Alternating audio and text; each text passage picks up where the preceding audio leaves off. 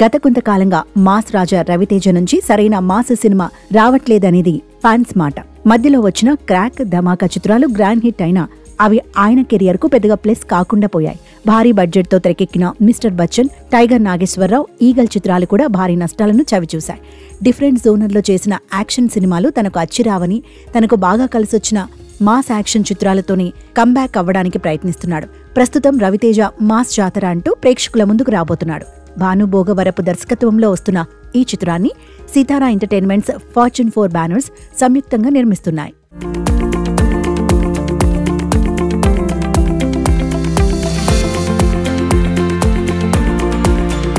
అయితే రవితేజ సినిమాలకు వస్తున్న వరుస నెగిటివిటీలకు మాస్ జాతర చిత్రంతో ఫుల్ స్టాప్ పెట్టేలానే ఉన్నాడు. రీసెంట్ గా రిలీజ్ అయిన మాస్ జాతర పోస్టర్స్ చూస్తుంటే ఈసారి బ్లాక్ బస్టర్ పక్కానే అంటున్నారు ఆయన ఫ్యాన్స్.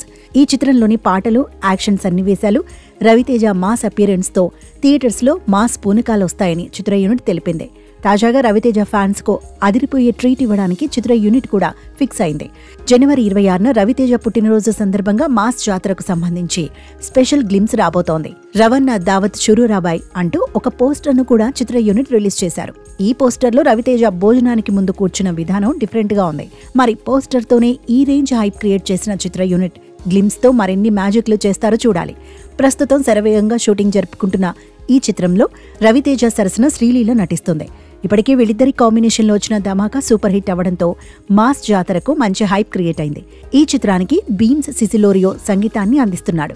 నిజానికి ఈ చిత్రం సంక్రాంతి కానుకగా రిలీజ్ కావాల్సి ఉంది. కానీ రవితేజకు గాయం అవ్వడం, ఆ వెంటనే సర్జరీ వల్ల చిత్ర షూటింగ్ పోస్ట్ పోన్ అయింది.